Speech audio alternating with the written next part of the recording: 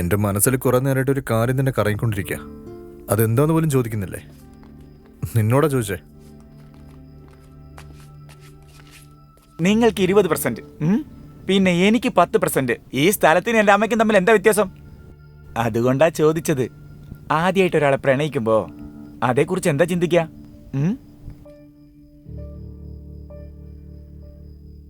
അതാ നമ്മുടെ രൂപാലി. ദാ അവിടെ നോക്ക്. അവളോട് പോയിട്ട് ഇത് ചോദിച്ചാലോ?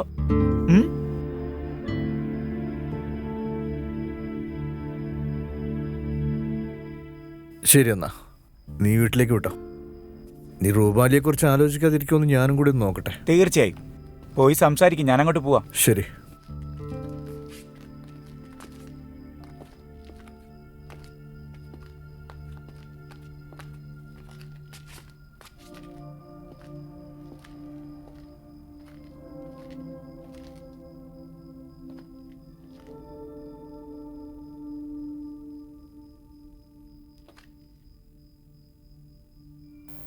ഹേയ്, ഇവിടെ എന്താ പരിപാടി?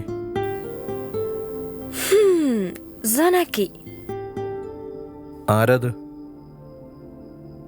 ആരാണെന്ന് വെച്ചാ ഞാൻ ആരെയും കാണുന്നില്ല. അതാ ആരാന്ന് ചോദിച്ചത്. നിനക്ക് കാണാൻ പറ്റുന്നില്ലേ? ഇല്ല, കാണുന്നില്ല. വിഡ്ഡി, ദാ അങ്ങോട്ട് നോക്ക്. അത് നിന്റെ കണ്ണിൽ കാണാൻ പറ്റുന്നുണ്ടോ ഇല്ലയോ? ഞാൻ ചെയ്യാൻ പോവാ. ദാ നോക്ക്. അയ്യോ, അത് സൊനാക്കിയല്ല, അത് മാഷയാണ്. എടാ മന്ദബുദ്ധി, അതാണ് സൊണാക്കി. അവള് സൊനാക്കിയാണോ? അതിനർത്ഥം മണ്ടത്തിയെന്നാ.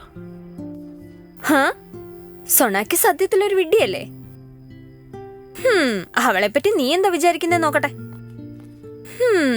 എനിക്കറിയാം, എന്റെ മനസ്സിൽ അത്ര വേഗമൊന്നും ഒരു പ്രേമൊന്നും വരത്തില്ല.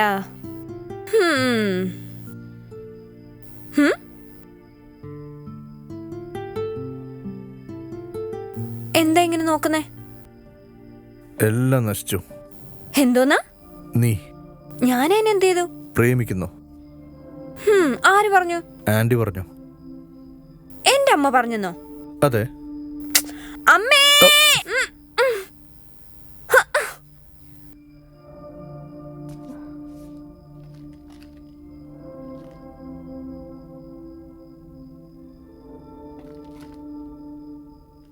എന്താ ആലോചിക്കുന്നേ? ആലോചിക്കില്ല, ഞാനിതുവരെ ഒന്നും കഴിച്ചിട്ടില്ല. ഇത്ര ആഗ്രഹമുള്ള ഒരാളെ ഞാൻ കണ്ടിട്ടേ ഇല്ല. ഹേയ്, സിഗരറ്റ് വലിക്കാൻ പാടില്ല. അതെന്താ? അതെനിക്ക് വേദന ഉണ്ടാക്കും. നിനക്ക് വേദനിച്ചാൽ എനിക്കെന്താ, ഞാൻ വലിക്കും. ഹേയ്, നിന്നോടല്ലേ പറഞ്ഞത്? നിനക്ക് എത്രത്തോളം വേദനിക്കുന്നു ഞാനൊന്ന് ചെക്ക് ചെയ്തതാ.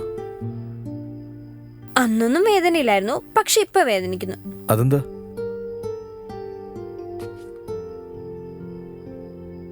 എന്താണെന്ന് വെച്ചാ, ഈ വേദനയൊന്നും കുറേ നാളത്തേക്ക് കാണില്ല. നീ ഒരാളോട് കൂടുതൽ എടുത്താ അവരോട് കൂടുതലൊന്നും ചോദിക്കാൻ പോരുത്. എന്താണെന്ന് വെച്ചാൽ അത് കുറച്ചു നേരത്തേക്ക് കാണും. ആളായാലും ശരി, സ്നേഹമായാലും ശരി, അത്രേ ഉള്ളൂ.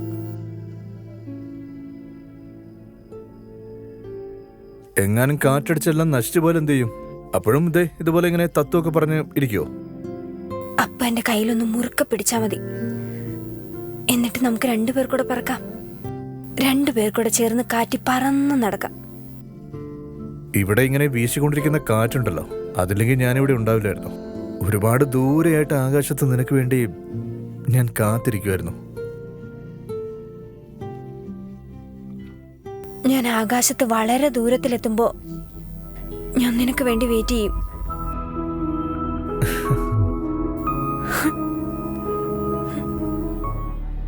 നിങ്ങൾ ദയവ് ചെയ്ത് എന്റെ വെല്ലേട്ടനോട് സംസാരിക്കരുത്.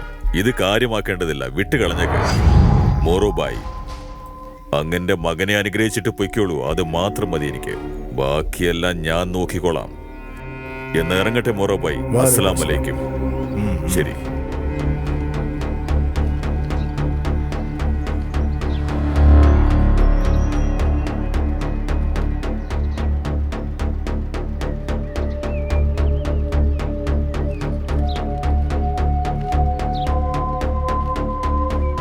കാര്യങ്ങൾ എന്തായി? വിഷമിക്കേണ്ട, എല്ലാം നല്ല പോലെ നടക്കും. ഞാനെല്ലാം സംസാരിച്ചിട്ടുണ്ട്. ഇപ്പോൾ എന്റെ സ്ഥാനത്ത് മുക്തറിനെ നോമിനേറ്റ് ചെയ്തിരിക്കുക. ഭായ്, എന്തിനാണ് ഈ സംസാരമൊക്കെ? നിങ്ങൾക്ക് ശേഷം ഇവനാണെന്ന് നിങ്ങൾ തന്നെ അനൗൺസ് ചെയ്യാൻ പോരെ? ആര് ചോദിക്കാൻ വരുന്നേ? ദേവൻ ബാറിനെതിരെ ഒരു ചെറിയ ചലനം പോലും നടത്താൻ കഴിവുള്ള ആരെങ്കിലും ഉണ്ടോ? റാസ്കൽ, ഇതിന്റെ പുറകിലൊരു വാശിയുണ്ട്, അത് നിങ്ങൾ മറക്കണ്ട. ഭായ്, ലോക്കി നഗറിന്റെ ഭാവി തന്നെ ദേവൻ ബാറിന്റെ കൈകളിലാണ്. ദേവൻ ബാറിന്റെ നിയമമേ അവിടെ നടക്കുകയുള്ളൂ. ഇവിടെ നോക്ക്, നീ ഒന്നിനെ കുറിച്ചും ചിന്തിക്കണ്ട. എല്ലാം നന്നായി പ്ലാൻ ചെയ്ത് വേണം ചെയ്യാൻ, മനസ്സിലായോ? വാ വാ പോം.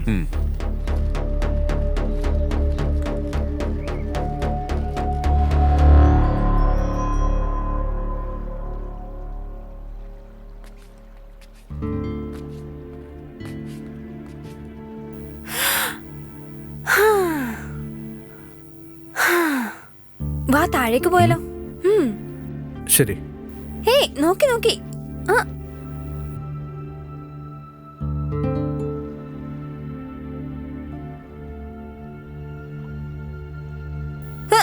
അയ്യോ, എന്നെ നന്നായി പിടിച്ചോ. ഒന്ന് പിടി.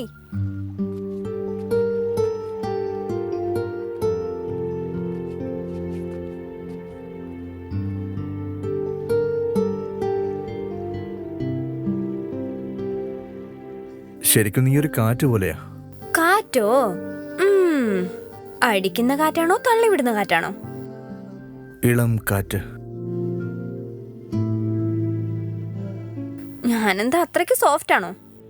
വളരെ സോഫ്റ്റുമാണ്, അതേസമയം ഹോട്ടുമാണ്. സത്യമായിട്ടും. ഡേ, നീ നന്നായി സംസാരിക്കാൻ പഠിച്ചല്ലോ.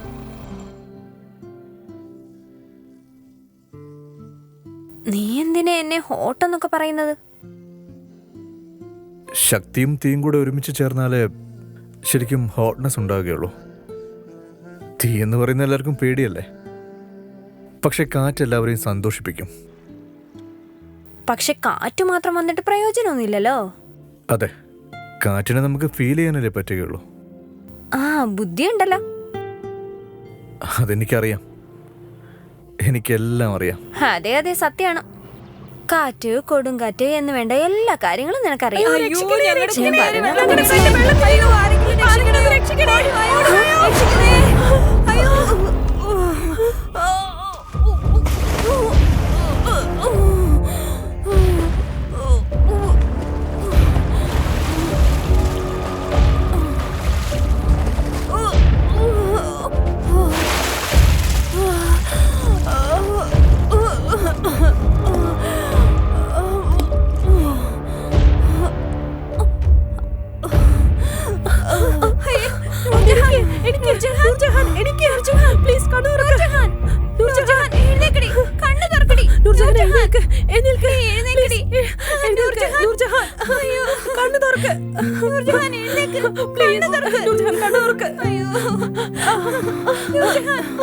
എഴുന്നേക്കടി.